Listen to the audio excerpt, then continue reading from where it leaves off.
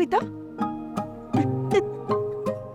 अरे आई, मुझे पता है कि पहली रोटी गौ माता को जाती है, तो मैं मजाक कर रही थी और चेक कर रही थी कि आपको अपनी रोज की लाइन याद है या नहीं है। आई तो मजाक उड़ाती है तो बदमाश। ए संतोष, टिफिन उतार। ताई, ये ले 1500 रुपए, टिफिन का है। अरे ताई गिन तो ले। तूने गिन लिए ना? अच्छा सुन, 300 रुपए दे। क्यों? अरे लेते वक्त गिनती नहीं और देते वक्त गिनती। ए कंजूस ताई, चल 300 रुपए दे। अरे पार्टी करने का है हमको। अरे पर किस बात की पार्टी? अरे वो अपना बॉयज हॉस्टल है ना, वहाँ पे 50 टिफिन का ऑर्डर फिक्स हुआ है। अरे वाह। ए स्मिता, बोल क्या खाएगी तू? मामा भांजी कुल्फी हो जाए। नहीं नहीं, कुल्फी नहीं खाएगी तू। पिछली बार कुल्फी खा के बीमार हो गई थी तू। हाँ हाँ ठीक है ठीक है।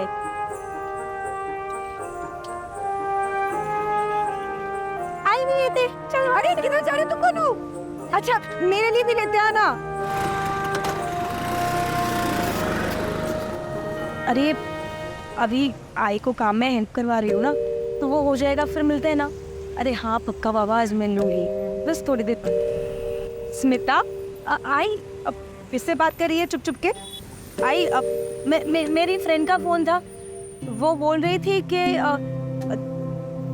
आज एक्स्ट्रा क्लास है ना, तो आने में लेट हो जाएगा। अच्छा कोई बात नहीं, होने दे लेट। एक्स्ट्रा क्लास के बाद पिक्चर भी देख के आना है, ठीक है? हाँ अब लेट नहीं हो जाएगा मामा? क्यों होगा, किसको फिक्र है? पर ऐसा भी तेरा वो बॉयफ्रेंड है ना, वो देख नरेश, हाँ वो तेरे को क्लास भी ले जाएगा, उसके बाद पिक्चर भी दिखा के लाएगा, है ना?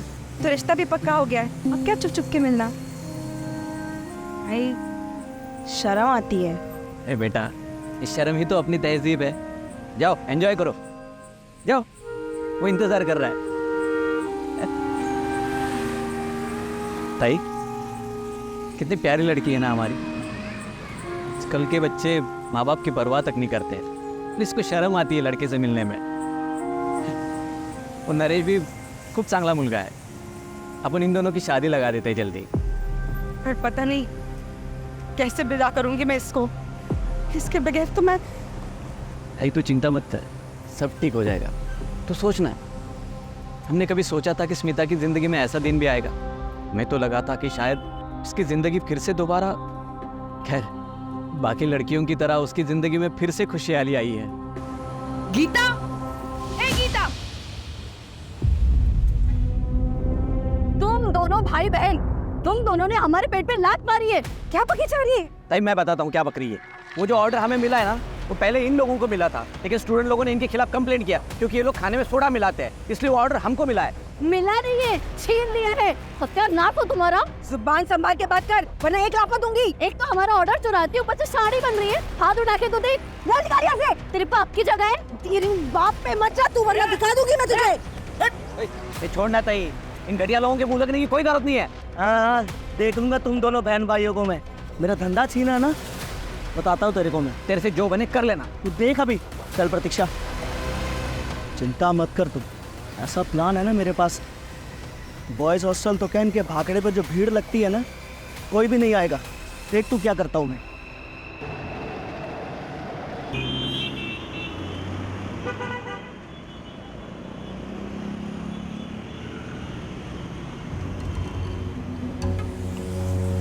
अच्छा सुन, हाँ वो ये अमोल और तुषार के घर देते आना, उनकी आई बीमार है, तो टाइम पे देके आना। पुरानी ग्राहक है हमारे। वो सही। ओ गोपाल बाबू, हाँ आन तो थोड़ी डाल देना, आन तो आन तो।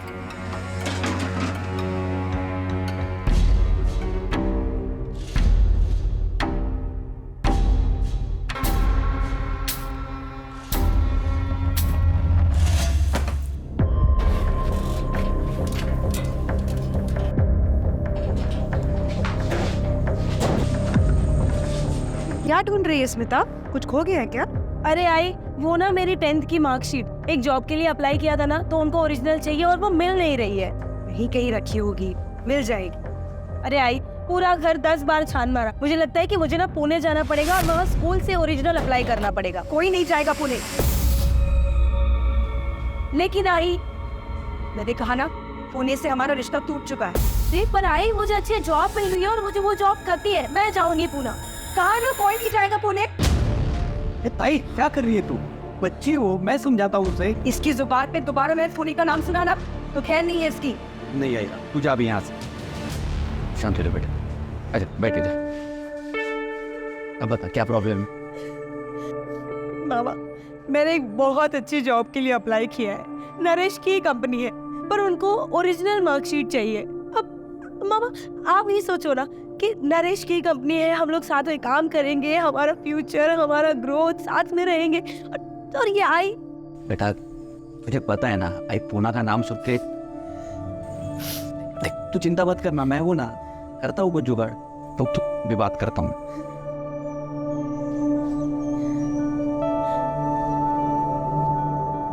हेलो नरेंद्र भाऊ। अरे गोपाल भाऊ, उठे आए, कितने वर्ष झाले, कैसे हो तुम लोग? हम सब बढ़िया है, तुम्हारी थोड़ी मदद चाहिए थी हमको। स्मिता का स्कूल है ना, उससे 10वीं का मार्कशीट निकालना था। तुम एड्रेस भेजो, समझो काम हो गया। हाँ तो वो हम लोग मुंबई शिफ्ट हो गए, मैं आपको मुंबई का एड्रेस भेजता हूँ। चलो जो काम हो गया, अब हंसना यार। थैंक यू मामा।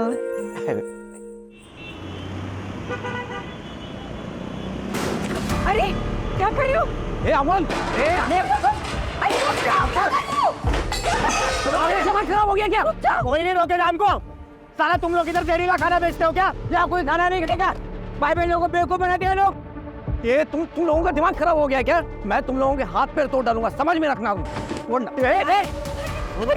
सुन तो का पैसे हमें राय की तबीयत खराब हो गई, फुटबॉल नहीं हुए उन्हें, बंद करो सब, बंद करो। सुन, तेरी वजह से अगर मेरे आई को कुछ हुआ ना, तेरी जान ले लूंगा, समझा? अरे पर और किसी की कंप्लेंट नहीं आई है। कंप्लेंट चाहिए इनको। और अगर मेरे आई को कुछ भी हुआ ना, मैं तुम दोनों का सर फोड़ दूंगा, समझे?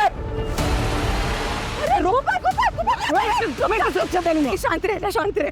ये उनको कोई गलतफहमी हुई होगी, उनकी आई की बात है, तो इमोशनल हो गए होंगे। संतोष चल, हाथ बटा, दोबारा खाना बनाना पड़ेगा। वो लोग हम पर झूठा इल्जाम लगा रहे हैं। अरे मैं छोड़ूंगा नहीं इनको। अरे सुन सुन सुन, देख भरोसा रख मुझ पे, मैं सब ठीक कर दूंगी। मैं जाके ना उनकी आई से बात करूंगी, काजी ना पकड़ूं, ये ना।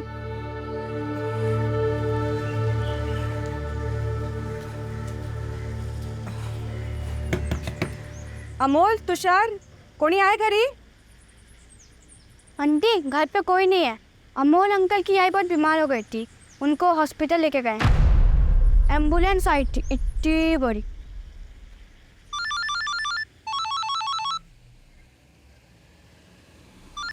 हेलो, हाँ नरेंद्र बाबू। हेलो गोपाल भाऊ, स्मिता के पुराने स्कूल में मार्कशीट की अप्लाई कर दी है, धन्यवाद भाऊ। आते ही भिजवाता हूँ ना। हाँ वो एड्रेस मिला क्या आपको? हाँ हाँ मिल गया है, मार्कशीट जैसे ही आएगी वैसे ही कॉल करता हूँ। धन्यवाद दादा।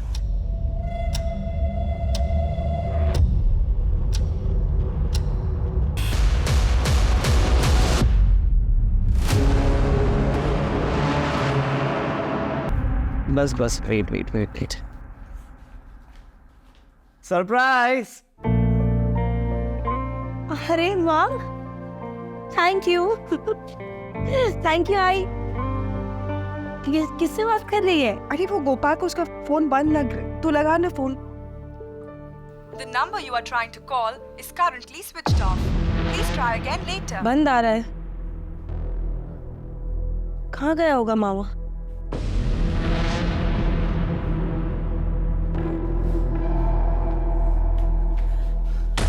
मामा मैंने आसपास सब जगह देख लिया, पर मामा नहीं मिले। अच्छी टेंशन में लगी है। चल साथ चल के ढूंढते हैं उसे, ऐसे तो कभी जाता नहीं है वो। जब मैं भी आती हूँ। पर तेरा बर्थडे? वो सब जाने दो, मामा को ढूंढते हैं। हाँ चल चल। गोपाल, गोपाल मामा भाई, ये इनको देखा क्या?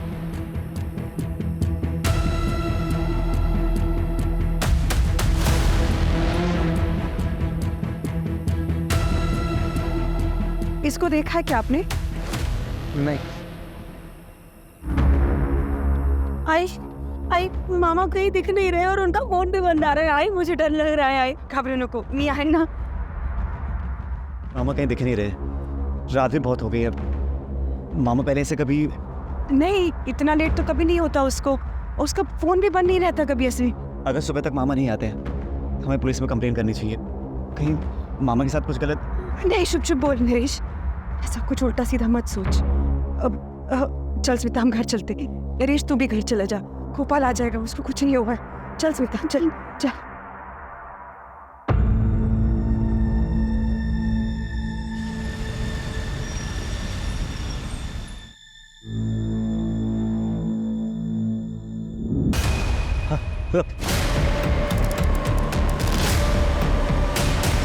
आइए सर, इस तरफ। पहले तुमने देखा था? जी सर, और देखते मैंने आपको कॉल किया सर। पक्का? हाँ सर, पक्का। इधर रुकना, जाना नहीं कहीं। जी सर। खून अभी पूरी तरह से जमा नहीं। पर जिस किसी ने मारा है बहुत बेरहमी से मारा है। जी नहीं, हम तो यहाँ से हैं नहीं सर, और यहाँ का कोई लोकल आदमी भी नहीं है। और कोई तो लोकल कोऑर्डिनेटर होगा जिसने शूट अरेंज किया है। हाँ है ना सर, वो कहाँ है? वो बाहर। सावन, गायकवाड़ सर। आसपास का एरिया अच्छे से सर्च कराओ, देखो कोई आइडेंटिफिकेशन मिलती है क्या इसकी। फॉरेंसिक टीम को भी इन्फॉर्म करो। Right sir. बॉडी का पंचनामा कराओ और पोस्टमार्टम के लिए भेजो। सर।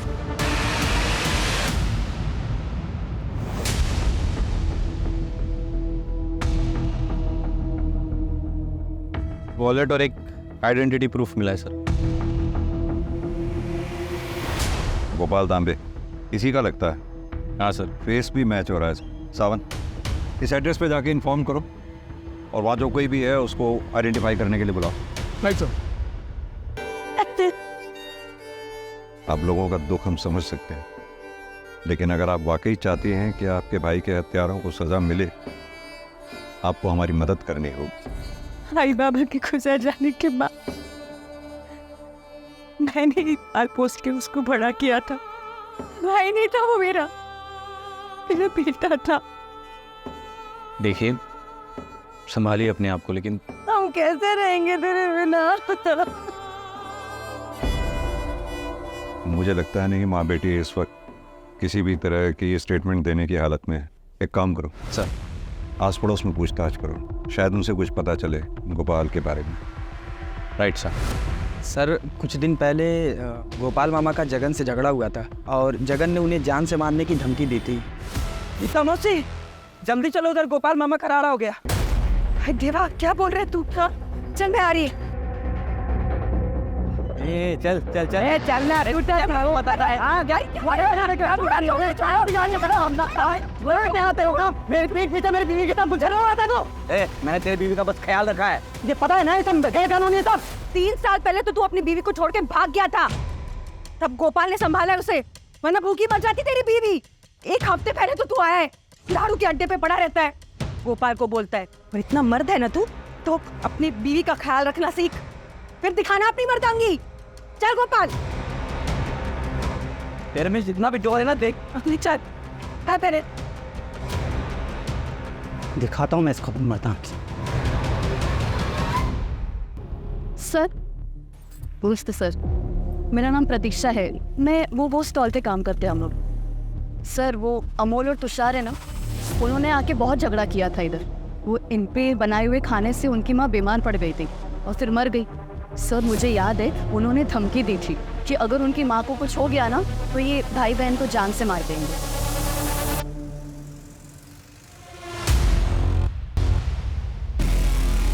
हमने सुना है कि तुम दोनों ने गीता और गोपाल को जान से मारने की धमकी दी थी।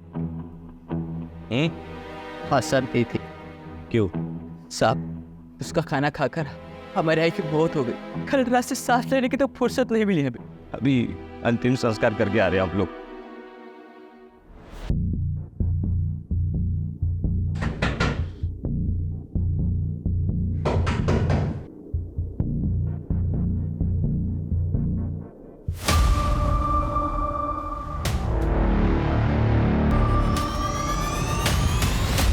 आप ठीक तो हैं? जी सर। कैसे हुआ ये? मेरे पति ने जगन कहाँ है? जगन, काम करो, गाड़ी में से फर्स्ट एड बॉक्स ले आओ।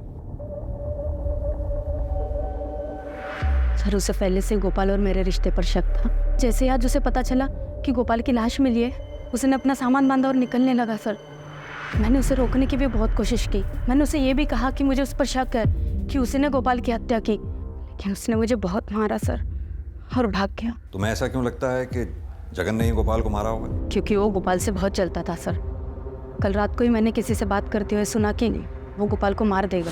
कहाँ गया होगा वो? था नहीं सर। सावन, जगन का नंबर ले लो इनसे। नंबर बताइए।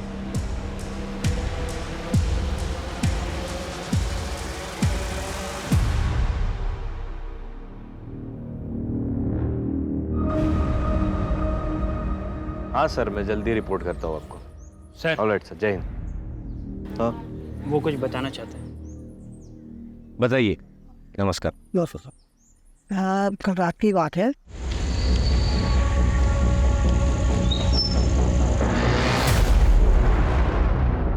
सर आपको ये एड्रेस पता है? अरे हाँ, ये तो अपने गोपाल बाबू है। यही आगे आपका बाकड़ा उनका लगता था। और लेकिन अभी आप लेट हो गए, दुकान बंद हो गई है उनकी। नहीं, ये घर वाला एड्रेस है, 27/4 नवजीवन सोसाइटी। हाँ, आप एक काम करो। अरे गोपाल भाऊ, अरे ये हो गया, अभी देखो अभी के। अब घर पे आने की जरूरत नहीं है। वो आदमी गोपाल भाऊ के पीछे गाड़ी से भाग गया। उसका चेहरा याद है? मास्क ढका हुआ था। बाइक का नंबर या कौन सी बाइक थी, कुछ तो याद होगा। मैं अंधेरे की वजह से ध्यान दे नहीं पाया। यहाँ कोई आसपास सीसीटीवी है?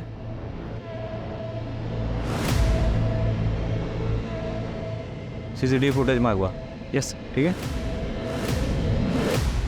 सर त्रिवेदी का पति जगन, उसकी कोई खबर नहीं मिल रही है। वो ज़रूर अंडरग्राउंड हो गया है सर, क्योंकि उसने अपना मोबाइल स्विच ऑफ कर रखा है।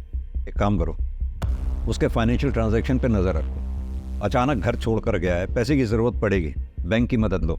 उसके दोस्तों, रिश्तेदारों, सब पे नज़र रखो। सर, ये गोपाल को कोई मास्क मैन ढूंढ रहा था सर। जिस दिन मर्डर हुआ उसी दिन हमने वहाँ के एरिया के पान वाले से बात की है और उसने ये बताया कि उसने किसी मास्क वाले को देखा था। और फिर हमने सीसीटीवी फुटेज चेक किया और उसके बाद पता चला उसके बाइक का नंबर सर। और पुणे पुलिस से भी क्रॉस चेक किया था, उन्होंने कहा था कि एक रात पहले वो बाइक चोरी हुई थी। यानी कि गोपाल के मर्डर। Absolutely sir. सर एक और इंटरेस्टिंग बात पता चली है कि ये गोपाल को किसी नरेंद्र नाम से 2 बार फ़ोन आया था। एक मर्डर के कई दिन पहले और एक ठीक मर्डर के दिन। हमने कोशिश की नरेंद्र को कांटेक्ट करने की, लेकिन उसका फ़ोन स्विच ऑफ आ रहा है सर। तो फिर देर किस बात की है? पूना पुलिस से कांटेक्ट करो, उनकी मदद लो। सर एक और फैक्ट है, ठीक मर्डर के रात गोपाल को तुषार का फ़ोन आया था सर। ये वही तुषार है जिसने गोपाल को जान से मारने की धमकी दी थी। सावन, एक काम करो, तुम तुषार और उसके भाई दोनों को थाने उठा के ले आओ। और गायकवाड़ सर, तुम पुणे जाओ, नरेंद्र के बारे में पता करो। मुझे पूरा यकीन है इन दोनों से पूछताछ के बाद कोई ना कोई क्लू हमारे हाथ जरूर लगेगा। सर मुझे सिर्फ इतना बता दो, तूने गोपाल को फ़ोन क्यों किया था? हमने कोई फ़ोन नहीं किया था सर। मैं और मेरा भाई की तबीयत खराब होने की वजह से बहुत डर गए थे और तभी अपरा तपरे में मोबाइल खो गया था सर। हाँ, अब ये सच बोल रहा था। उस रात को मेरे ही फ़ोन से सारे फ़ोन किए थे। तूने पहले गोपाल को फ़ोन करके क्राइम स्पॉट पे बुलाया, फिर अपना फ़ोन फेंक दिया, क्राइम स्पॉट पे बुलाकर गोपाल का मर्डर कर दिया और अब हमें कहानी सुना रहा है ताकि मैं तुम्हारी कहानी पे विश्वास करूं। तुम सच कह रहे सर। हवलदार, लेके जाओ इन दोनों को और अच्छी तरह से खातिरदारी करो। इन दोनों की आई जिस हॉस्पिटल में एडमिटेड थी, वहाँ के सीसीटीवी फुटेजेस मंगवाओ और चेक करो ये सच भी बोल रहे हैं या नहीं। Right sir.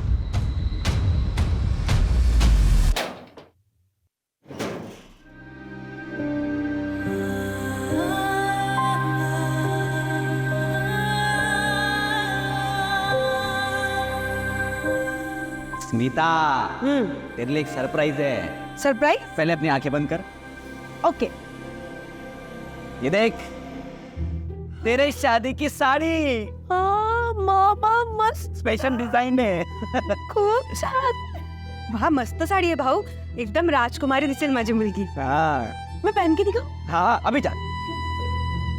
ताई पूरा मार्केट घुमा मैं, तब जाके ये अच्छी साड़ी मिली मेरे को। स्मिता की शादी बड़ी धूमधाम से करेंगे, किसी चीज की कोई कमी नहीं पड़नी चाहिए। मामा एकदम राजकुमारी। ये देख मामा, तेरे लिए surprise, coat pant shirt tie सब कुछ। मेरी शादी में क्या ये हाफ पैंट पहन के आएगा तू? अरे ये मैंने कभी नहीं पहना रे, ताई की शादी में भी नहीं पहना। पूछ ताई को। पर मेरी शादी में पहनना पड़ेगा। अभी जाओ जाओ जाओ जाओ जाओ, अरे यार, ट्राई करके आओ, जाओ जाओ जाओ, जाओ। कितना जबरदस्ती करती है यार। अभी देख मामा कैसे लगी है।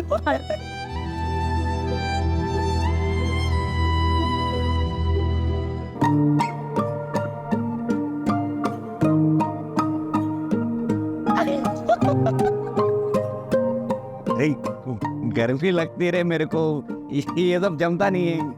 अरे मामा, अच्छा है, बढ़िया है, जो भी है। कितने सबके संजोए थे तेरे मामा ने तेरे शादी के। देखना ईश्वर उसे कभी माफ नहीं करेगा जिसने मेरे मामा के साथ ऐसा किया है।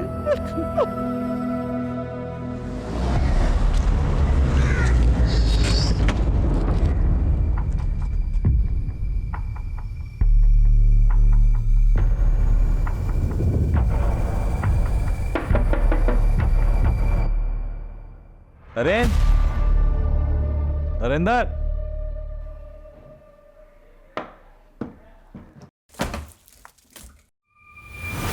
अंदर अंदर। कैसे हुआ ये सब? जब मैं घर आया, गोपाल भाऊ की भांजी स्मिता के पुराने स्कूल से मार्कशीट अप्लाई करके, और यही सब बताने के लिए मैंने गोपाल भाऊ को फ़ोन किया कि काम हो गया। और जैसे मैंने फ़ोन कट किया, चेहरा देखा तुमने उसका? चेहरा नहीं देख सका, मास्क पहने हुए था। मास्क पहने हुआ? और क्या कहा उसने? उसने मेरा गला किसी पट्टे से दबा दिया और वो गोपाल भाऊ का एड्रेस पूछ रहा था। मैंने गोपाल भाऊ का एड्रेस तो मुझ पे इंजेक्शन दिया। उसके बाद मुझे कुछ नहीं पता। जब आप लोग आए तो मुझे होश आया। ये वो मास्क में? हाँ, यही है। आपको जान के दुख होगा, लेकिन गोपाल जी का मर्डर हो गया है। क्या? यही है, इसी ने गोपाल भाऊ को मारा है। मुझे विश्वास है यही है, इसी ने एड्रेस मांगा था। गायकवाड़, ये गोपाल के मर्डर का कनेक्शन पुणे से है, ये मैं पहले ही कह रहा था। अब ये पता करो कि वो मास्क मैन नरेंद्र के घर पहुंचा तो पहुंचा कैसे? हाँ सर। हाँ साबर। सर, इसका नाम संतोष है। ये गीता और गोपाल के भागने पर हेल्पर का काम करता है सर। ये कुछ बताना चाह रहा है। क्या बताना चाहते हो? सर, वो गीता मौसी और गोपाल मामा के भाकरे के पास एक खाने का भाकरा और है। अच्छा, ये वही कपल है ना, शरद और प्रतीक्षा भालेराव? जी सर, पहले इनके पास बॉयज़ हॉस्टल में खाना पहुंचाने का कॉन्ट्रैक्ट था, लेकिन वो जो गीता मौसी और गोपाल मामा को मिल गया था। इस बात पे प्रतीक्षा मौसी और गीता मौसी का झगड़ा भी हुआ था सर। जब से लेके वो शरद जो है वो गोपाल मामा के पीछे रहता था। एनीवे, इन्फॉर्मेशन के लिए शुक्रिया, थैंक यू। सामंत, एक काम करो, ये शरद भालेराव को थाने लेके आओ। अच्छी तरह से खातिरदारी करते हैं, देखते क्या बोलता। सर। बोलो रमेश। सर, ये देखिए, नरेंद्र के घर के पास का सीसीटीवी फुटेज आ गया है। ये सर, ये वो मास्क मैन है। एक मिनट, बैठ जाना थोड़ा। हाँ, एक सेकेंड, जूम करो उसको। ये ऑटो का नंबर, इसकी जांच पड़ताल करो और उसको लेके आओ, ठीक है? जी सर। मेरा बाकड़ा और घर उसी एरिया में है, और गोपाल से मेरा कंपटीशन भी रहता था। बाकी इसको लेकर अगर थोड़ा बहुत झगड़ा हो भी गया तो इसका मतलब ये नहीं कि मैंने उसको मारा है। अगर एक भी सबूत तेरे खिलाफ मेरे हाथ लग गया ना, तो ये शरीर पे जितनी भी चमड़ी दिख रही है सारी उतार लूंगा। फिलहाल तुझे छोड़ रहा हूं, हमें बिना बताए शहर छोड़कर जाइयो मत। हवलदार। Yes sir. लेके जाओ उसे। ये मास्क पहने हुए आदमी को तुमने कल्याणी नगर ड्रॉप किया था, राइट? हाँ सर। उठाया कहाँ से था? सर, विवान नगर हाईवे से ये बैठा था मेरे साथ। हाईवे से मतलब उसके घर का पता लगाना मुश्किल है। शक्ल याद है? सर, उसने पूरे टाइम तो मास्क पहन के रखा था, लेकिन एक जगह ऑटो खराब हो गया था, तो वहाँ पर इसने मास्क निकाल के सिगरेट पिया था, तो थोड़ा चेहरा याद है। स्केच आर्टिस्ट ने बोलवा, जैसा देखा था एग्जैक्ट वैसा हुलिया बताना, ठीक है? सर, कोशिश करूँगा मैं। गीता जी, आप पुणे के रहने वाले किसी नरेंद्र नाम के आदमी को जानती हैं? आपके भाई गोपाल की 2 बार बात हुई थी उससे। जी, वो मेरे लिए ही हुई थी, मेरी मार्कशीट के लिए। ये बात तुमने मुझे क्यों नहीं बताई? वो वो घटना वाले दिन नरेंद्र पर भी हमला हुआ। उसी आदमी ने नरेंद्र से आप लोगों के घर का ज़बरदस्ती एड्रेस भी लिया। वो आदमी आप लोगों के घर के पास आया भी, सामने पान वाले से पूछा उसने, लेकिन तभी आपका भाई गोपाल घर से निकलता हुआ उसको नज़र आया, जो कि उस आदमी को पान वाले ने दिखाया। और उसके बाद गोपाल के साथ जो कुछ भी हुआ वो आप लोग जानते ही। पर कौन था ये मास्क मैन? हमने पुणे जाके तफ्तीश की है और उसके इंफॉर्मेशन बेस्ड ये स्केच बनवाया है। परवीन?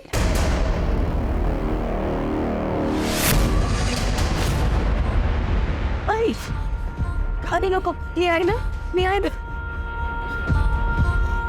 इधर क्या कुछ ऐसा है जिसके बारे में हमें जानना चाहिए? जिस चीज से घबराकर हमने पुणे छोड़ा था वही हुआ। देखिए, साफ साफ बताइए बात क्या है। हम पहले पुणे में रहते थे, येरवड़ा एरिया में, 5 साल पहले। ये प्रवीण हमारा पड़ोसी था।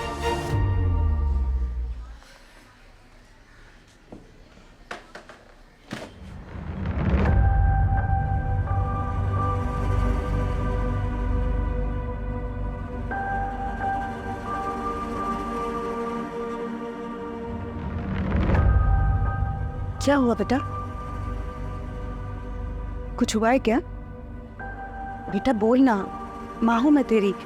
मुझसे नहीं बोलेगी तो किससे बोलेगी? बोल ना बेटा।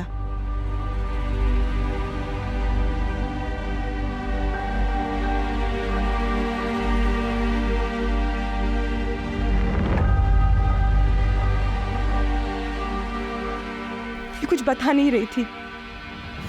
फिर एक दिन, अरे डरो मत। खूबसूरत। अरे डरो मत, मुझसे क्यों डरती हो? चल अब कपड़े निकाल। क्या हुआ? ये तो फोटो है ना, सब वायरल कर दूंगा। चलो निकालो। हाँ चल, कोई नहीं है, चल निकल। हाँ नहीं, मत डरो। अरे मैं हूँ।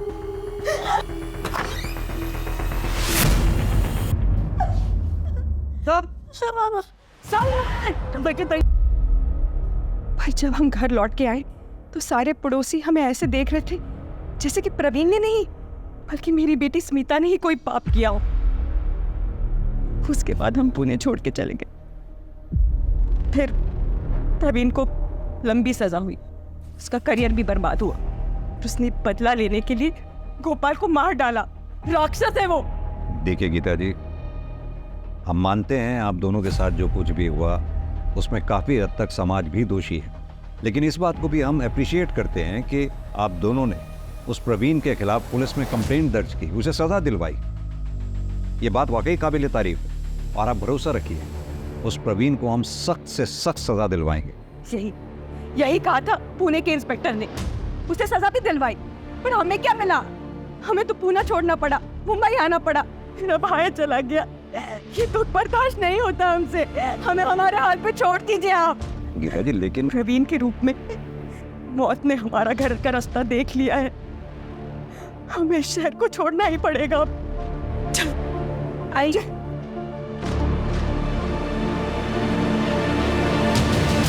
सर बहुत बुरा हुआ गीता और उनकी बेटी के साथ। मुझे ये प्रवीण जल्द से जल्द सलाखों के पीछे चाहिए एट एनी कॉस्ट। सब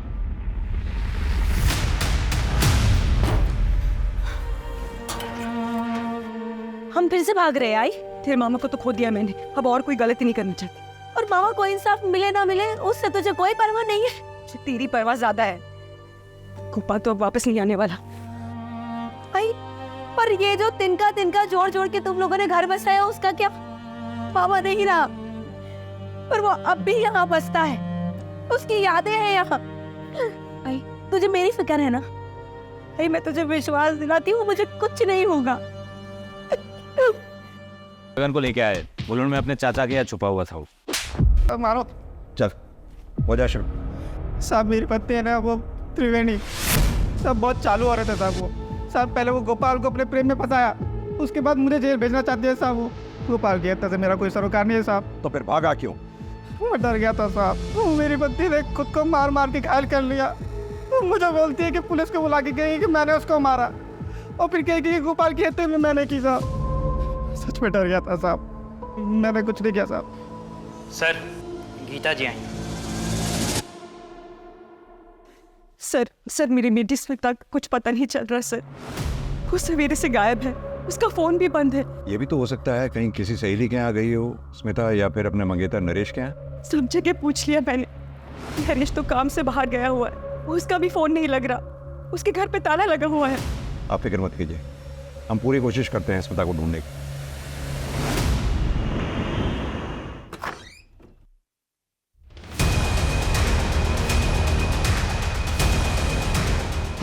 हेलो पुलिस।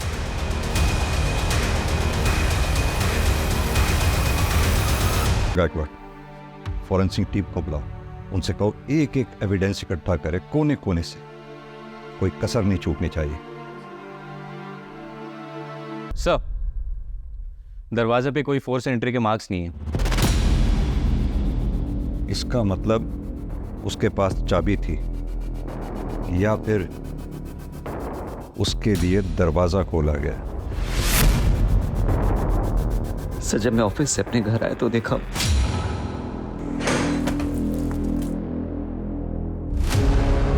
पूरा दिन कहाँ थे तुम? ऑफिस के काम से पनवेल गया था। पूरा दिन फोन क्यों बंद था तुम्हारा? सर आप मुझ पे शक कर रहे? सर मैं स्मिता से प्यार करता हूँ और आपको लगता है कि मैंने उसे। No melodrama please. घर की चाबी किसके पास रहती है? सर एक मेरे पास और एक स्मिता के पास। और किसी के पास? प्लीज। तुम पे शक ना करने की कोई वजह नहीं छोड़ रहे हो मेरे पास, तुम मेरे रेडार पे हो। सर अभी अभी प्रवीण का फोन नरेश के घर के पास वाले एरिया में, यानी कि गोरेगांव वेस्ट में एक्टिव हुआ है। उसकी एग्जैक्ट लोकेशन पता करो। आओ मेरे साथ। सर चलो। मैं बनने गया था, पूरा दिन मुंबई आया था, उसने गोपाल का पीछा भी किया, लेकिन उसने पहुंचने से पहले सब चला गया था साहब। स्मिता पर नजर रखने के लिए मैं यहाँ रहने को आया साहब, इसका मैंने पीछा भी किया साहब, लेकिन वो मेरे हाथों से बच गए। मारते रहो इसे तब तक जब तक सच ना बोले। मैंने कैसे कहा? इस केस में हमारे पास इतने सारे सस्पेक्ट्स हैं, लेकिन एक के भी खिलाफ हमारे पास कोई स्ट्रॉन्ग एविडेंस नहीं है। कुछ तो हमसे छूट रहा है। इस केस से रिलेटेड जितने भी सस्पेक्ट्स हैं, सबके banking transaction, call detail records, locations recheck करो, देखिए क्या मिलता है।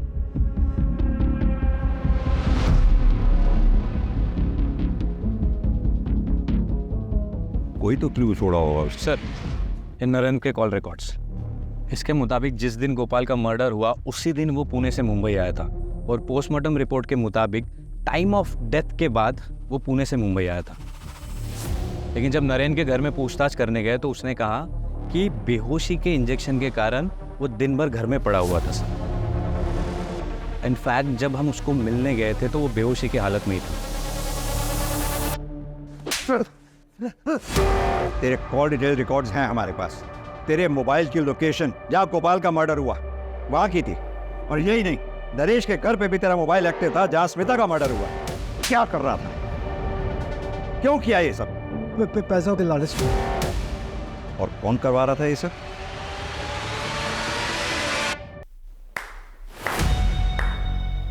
कमाल का खेल रचाया आपने।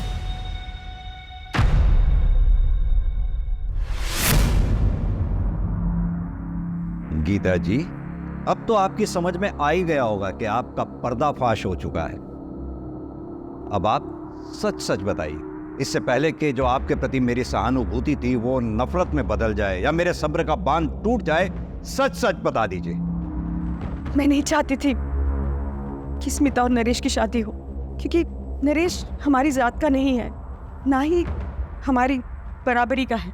लेकिन स्मिता नरेश से बहुत प्यार करती थी और गोपाल भी उसको सपोर्ट कर रहा था। मैं किसी तरह इस शादी को रोकना चाहती थी।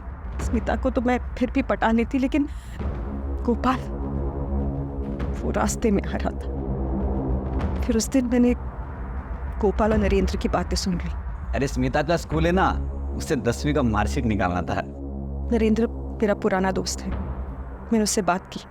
प्लान को मजबूत करने के लिए अमोल और तुषार की माँ, जो हमेशा बीमारी रहती है, उसके खाने में एक और वो चल बसी। उसका इल्जाम उन्होंने हम पे लगाया। तुम लोग इधर जहरीला खाना बेचते हो क्या? या कोई खाना नहीं खिलेगा? तेरी वजह से अगर मेरे आई को कुछ हुआ ना, तेरी जान ले लूंगा, समझा? फिर उसके बाद हमदर्दी देने मैं उनके घर गई। वो दोनों तो घर पर नहीं थे, लेकिन मुझे उनका फ़ोन मिल गया जो हड़बड़ी में गिर गया था। मैंने उसको उठा लिया। फिर प्रवीण पैरोल से जेल से बाहर नरेंद्र ने बताया। प्रवीण तुम्हारा एड्रेस लेके गया है। मैं समझ गई थी कि प्रवीण मुंबई हमारे पीछे ज़रूर आएगा, तो मैंने नरेंद्र को मुंबई बुला लिया और उसके फ़ोन से गोपाल को कॉल कर लिया और उसको खंडर में बुला लिया मार्कशीट लेने के लिए।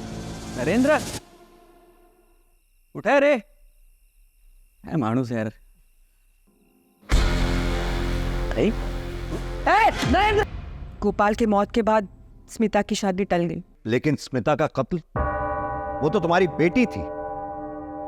बदनसीब की बेचारी। नरेंद्र मेरे पास पैसे लेने आया था, तब उसने हम दोनों को साथ देख लिया, हमारी बातें भी सुन ली। भाई, तूने मामा को मारा? और उसने हाय तौबा मचा दी कि वो पुलिस के पास शिकायत कर देगी। हमारे पास कोई चारा नहीं था। नरेंद्र ने, फिर मैंने सोचा कि सारी फसाद की जड़ तो नरेश है, उसे क्यों बख्श दें? हमें विश्वास था कि ये सारा शक प्रवीण पे जाएगा, और वैसे ही हुआ। अगर गोपाल और स्मिता दोनों जिद नहीं करते ना, तो आज वो जिंदा होते। जिद उनकी नहीं, जिद तुम्हारी थी। तुम्हारी जिद ने तुम्हारे ही परिवार को खत्म करवा दिया। सच बताऊं, तुम्हें जितनी सजा मिले उतनी कम।